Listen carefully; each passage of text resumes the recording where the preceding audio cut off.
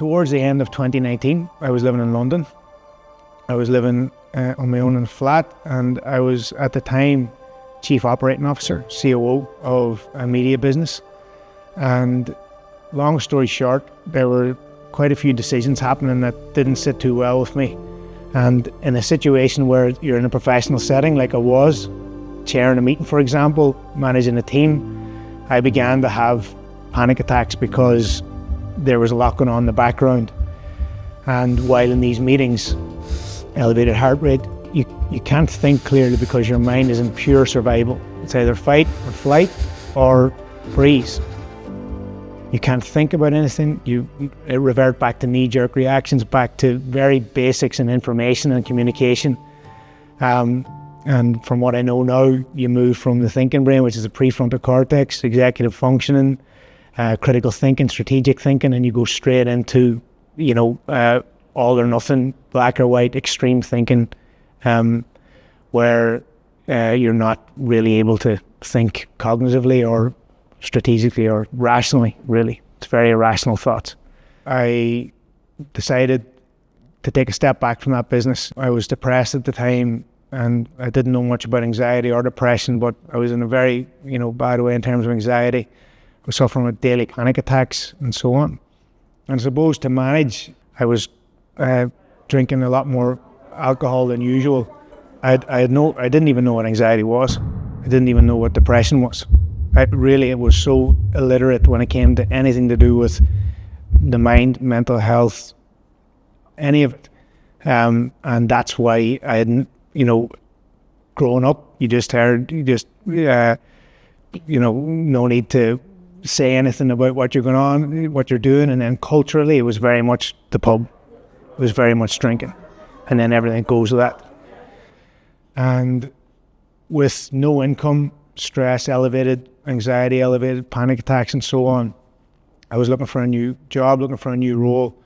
And a few weeks later, a couple of months later, it was March 2020 and COVID happened. The infection is a new type of coronavirus.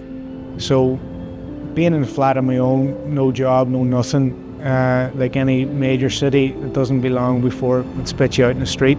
But in my flat at that time, with the panic and with the stress and so on, I wasn't sleeping.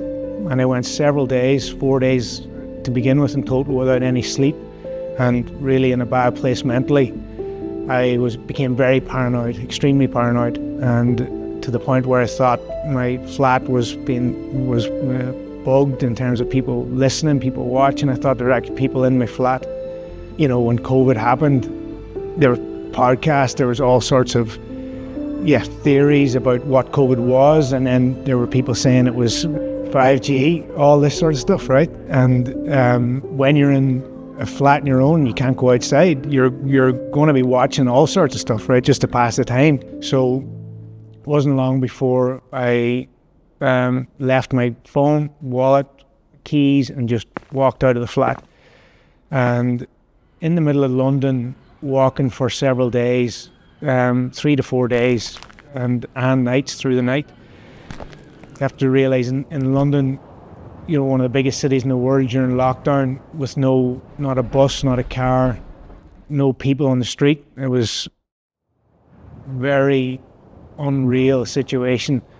And given my current state at the time of paranoia and so on, COVID, thinking this was all, there was talk about conspiracy and so on, my mind was just in a very strange place, to say the least. And walking through London, I thought I was being watched, thought I was being followed, thought I was being chased. This was the beginning of Psychosis, a psychotic episode where I was hallucinating, I was manic, and delusions and so on. And losing all touch of reality, really. And while this is going on, probably 4 days, 3 or 4 days, no one has heard from me. So family, friends, no one's heard a word. And obviously they're thinking the worst, right? So the very worst. And I ended up coming across a Tesla yard. And in my mind, just whatever was going on, there was some sort of answers was in these Tesla yards. Tesla had something to do with this, or again, very bizarre going on in my mind. And I wasn't very long after that police arrived, and I was arrested and taken to a holding cell for 24 hours. And after that, I was released. I wasn't aggressive, nothing like that. And when I was released, I still to this day don't even know where the police station was. I walked again through London, and I ended up the manic thoughts and delusions and hallucinations grew and actually became more vivid, and I suppose I was becoming more mentally ill as the days went on. And that second day after being released, I came across this building site, and there was containers and lorries, and there was this one container that said escape rooms on it. And in my mind at the time, with everything that was going on, I thought that answers that I needed to figure what was going on was in this escape room. So I uncharacteristically broke into this site and walked up to the main building, and I smashed the window, broke in. I found these big, huge chains with padlocks on them, picked up the chains, walked around the site. Obviously someone had seen, or they'd alerted the police. Anyway, police arrived, and the first police obviously seen this, and they called for more police, and the next thing there was a lot of police around me. And I wasn't aggressive, wasn't fighting, wasn't retaliating or anything like that. But they did put me into the police car, took me to the holding cell again, to a different police station. And this time I was in the cell for 48 hours in the holding cell.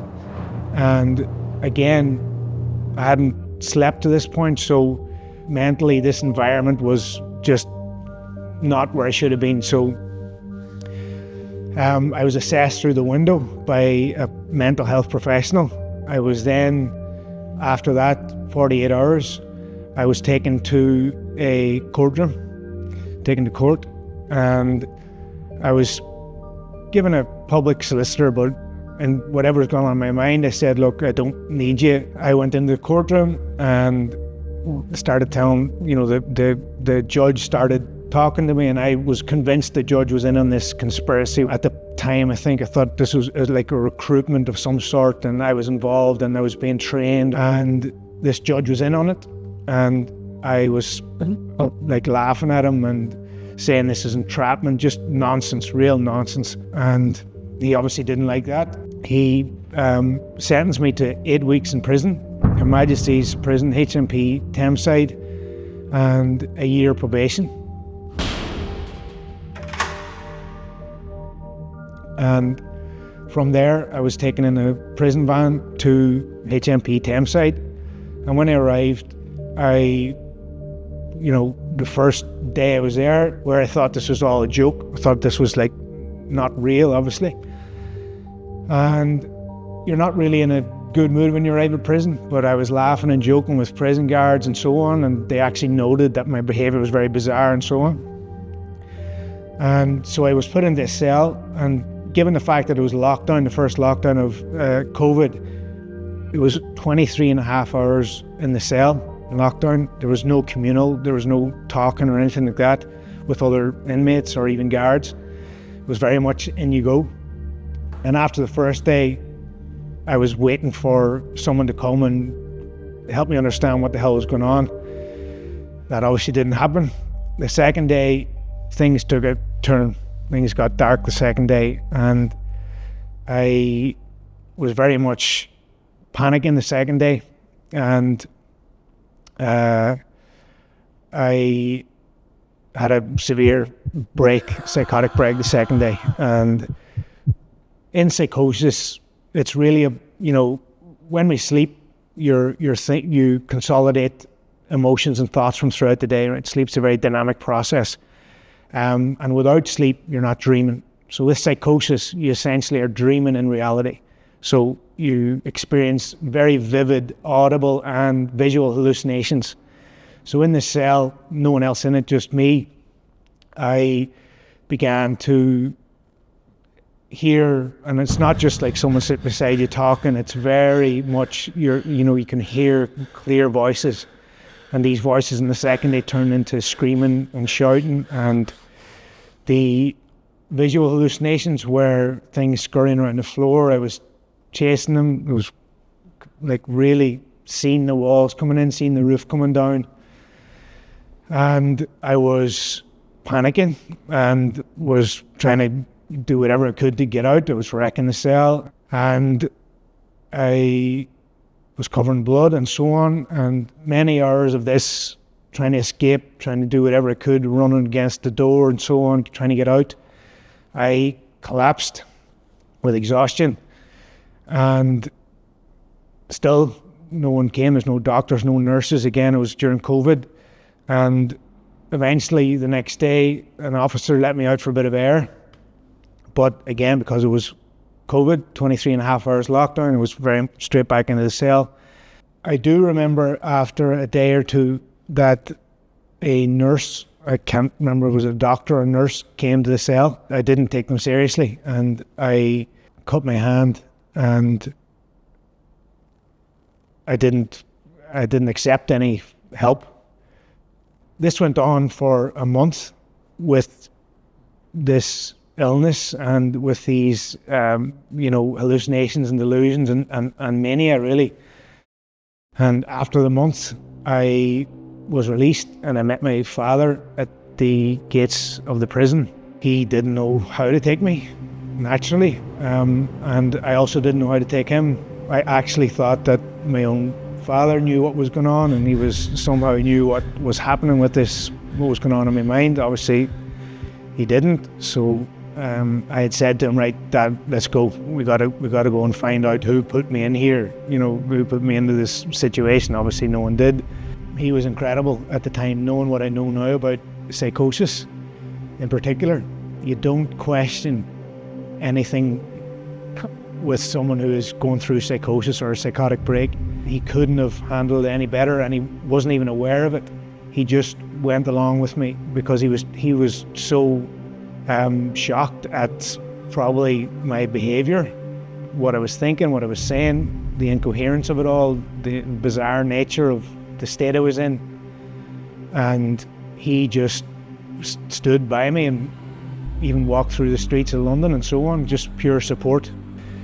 And at the time, he had rented a flat in London. My mum was there as well. She was in the flat. So I said, let's go. We ended up walking around.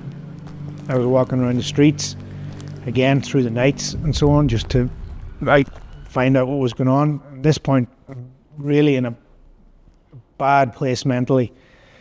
And about a week later, I was walking around a park with my dad in London, and he was beside me. Because there was no answers to anything that was happening, I was convinced and fully sure that there was a microchip in my brain and I was being controlled, and I was shaking, and my dad was trying to shake me out of it, and he was very upset, obviously. The hallucinations were very vivid at the time because this was another psychotic break. And with that goes these vivid hallucinations, just like the prison cell. Vivid, audible and visual hallucinations. And from there, with psychosis, your mind just races. So you convince yourself that what you're telling yourself is correct, and then you could tell yourself something else, and it spirals and spirals and spirals. And you think that whatever's going on in your mind is 100% accurate. So then it got to the point where I came across this thought that there was a microchip in my head, and that I was convinced that was the case.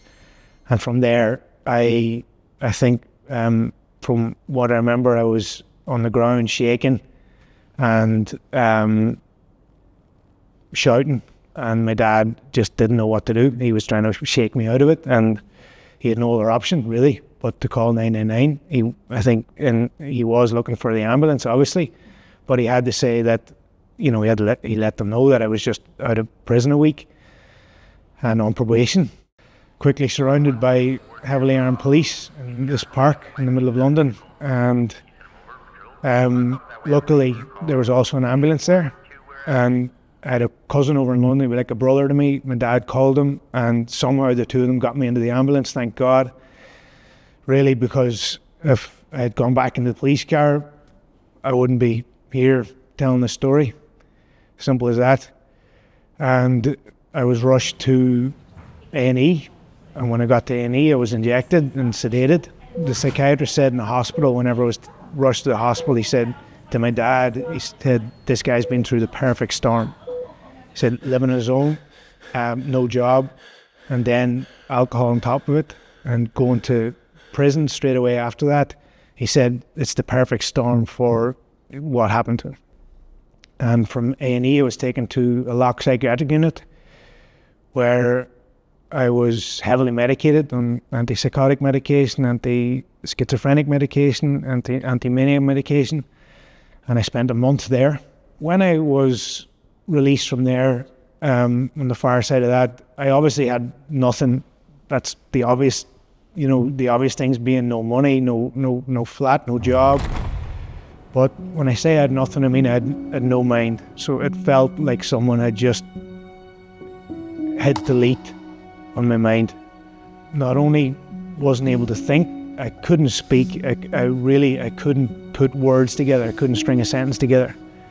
And I had an image, a visual that my mind was a million pieces of glass, shards of glass just shattered on the floor, and I was empty, really, spiritually, even emotionally.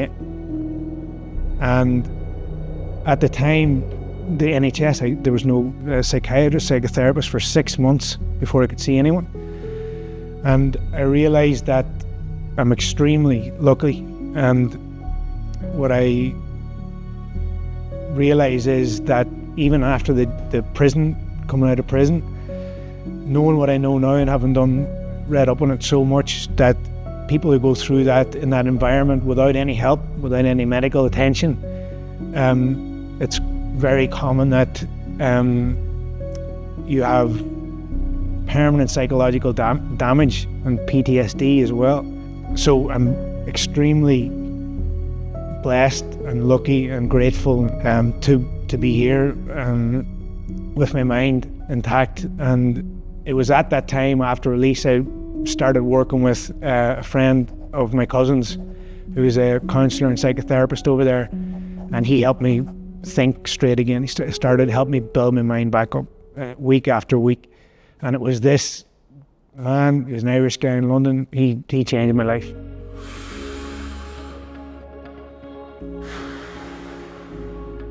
And the first few sessions, I mean, he didn't even say anything really. It was just me, just almost like manic, telling my whole story, because I had to get it out. No, I couldn't believe, I suppose, what I'd just gone through, and he was a secure presence there that I was allowed to tell my story to.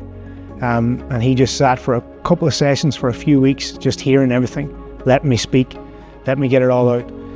And as time went on, then he started, I started asking him questions about what the hell happened and so on, and he started to begin to explain what he thought I had gone through. And this started to make a lot of sense.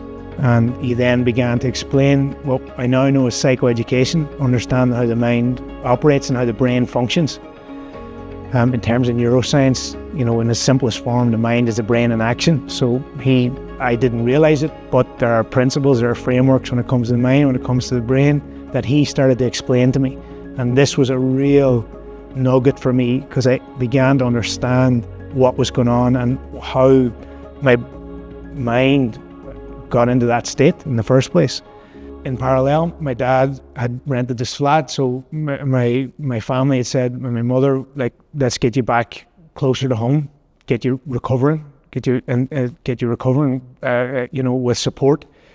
So because I was on probation, I couldn't leave the UK. My family are all based in Donegal. So a friend of my cousin's was a solicitor, and she put together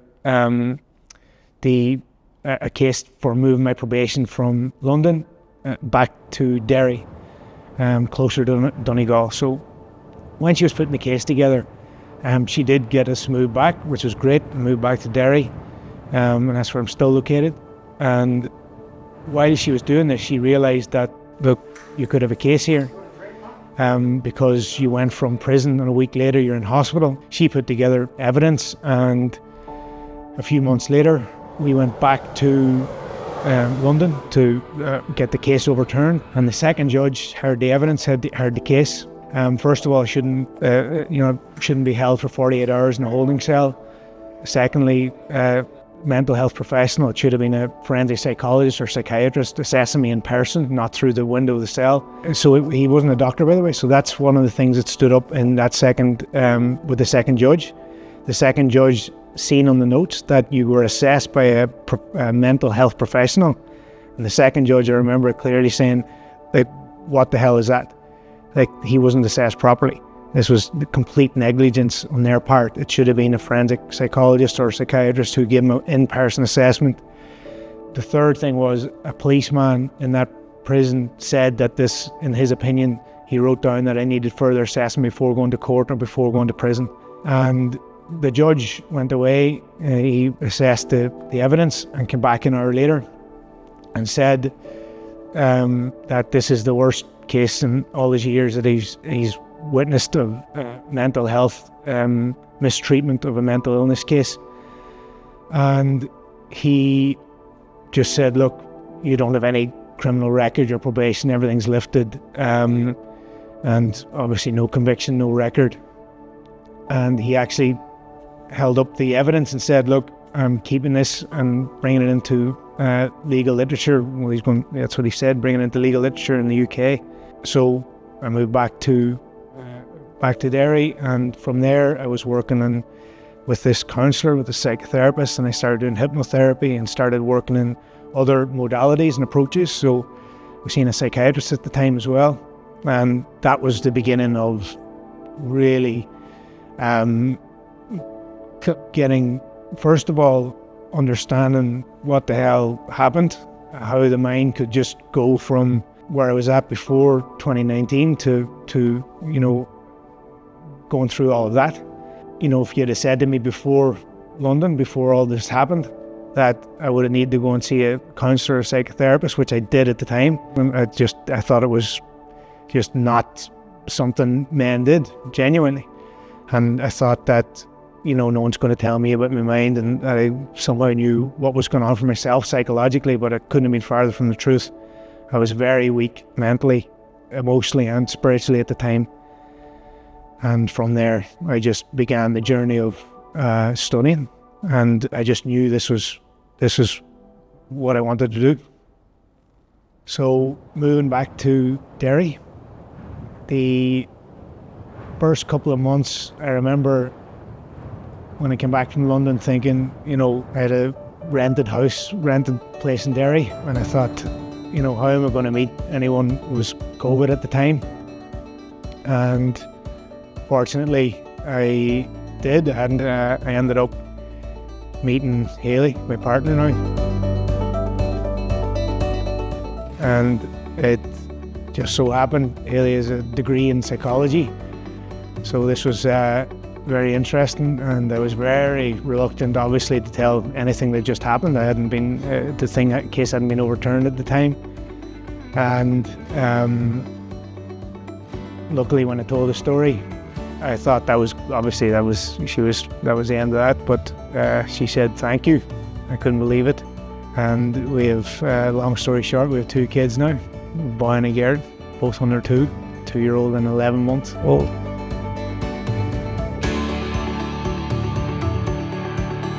She has helped massively in being a support, actually, with my studies, and support with my business, with my practice, and just the support in general. Just incredible support. Yes, very, very lucky, and more so than lucky.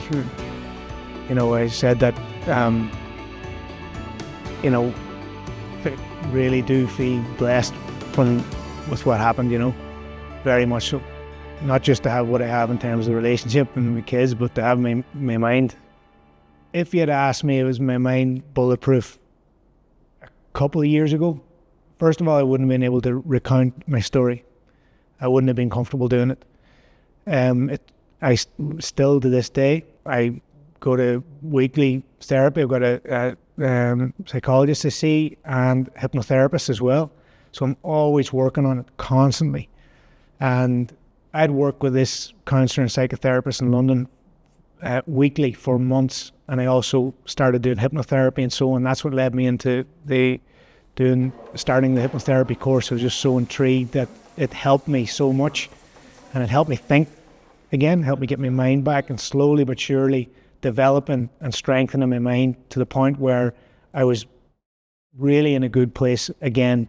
You know, I would say in terms of trying to explain it, it would be I got the fundamentals of my mind back. I restored mental well-being for sure. And that's why beyond that, I was very intrigued with what next.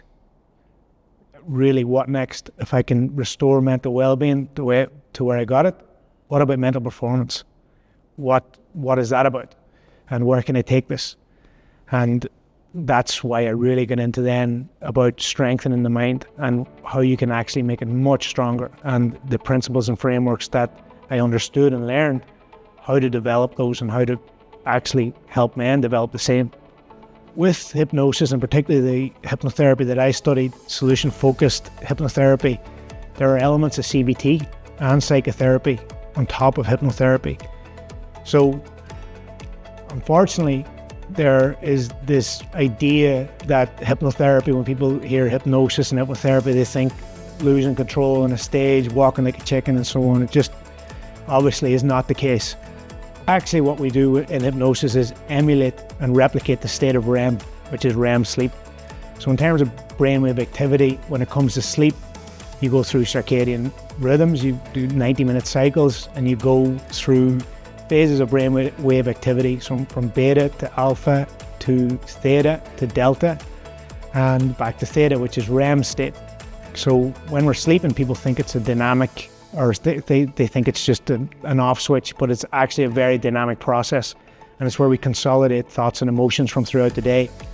And when we're sleeping, the unconscious, which is 95% of our minds, works in the background to consolidate thoughts and emotions. And when we're in hypnosis, we have access to the unconscious mind, and we do that by, first of all, quietening the conscious part, which is only 5% of our mind. So it's what accelerates the process of building the mind, strengthening the mind. And when we start with CBT tools and techniques before going into hypnosis, that's how we prime the mind for change. Working with high-level athletes, performers, that came around because when I restored my own mind to a mentally sound place, I then was intrigued by performance. What next in terms of mental strength, mental fitness, and building the mind really to be as strong as I could. And while I was doing that, the hypnosis that I was learning about was very much aligned with developing, as I said, mental strength. And there are principles and frameworks that I help clients understand and then deliver to them. So priming the mind with CBT, with psychotherapy tools and techniques, and then hypnosis. It allows elite athletes to prepare mentally and to visualize mentally in terms of neuroscience, neuroplasticity. So when you visualize in terms of mental work, combined with the physical work, the repetitions of physical work, it's incredible for accelerating neuroplasticity. So how our brains actually develop, and it can accelerate skills and abilities and performance. So this, to me, this process that I just described for me in terms of my own recovery accelerated the process and allowed me to get to a much better place mentally. So I do that with clients, particularly performers and elite athletes, give them the structures to perform at their best, right? And it's something that I hadn't intended to do.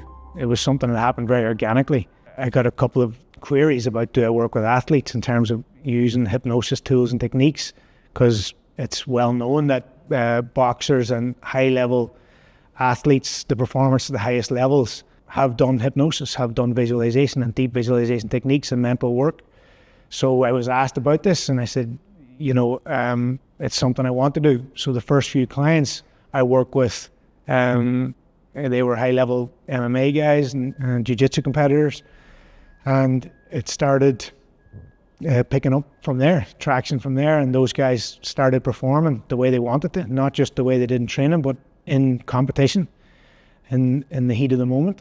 And from there, they were telling it was just word of mouth, really, and it picked up from there. Working with athletes is something I'm very interested in. It's something I really enjoy. But for me, there's a lot more to be done when it comes to men's mental health, men in particular. And I don't just mean, help. I mean working with men to allow them to understand what's going on and to really allow them to understand that there are principles, there are frameworks when it comes to the mind.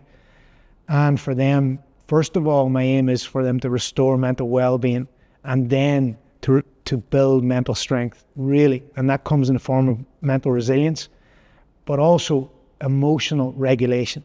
When you talk about the mind, it's not just about psychological work and mental work.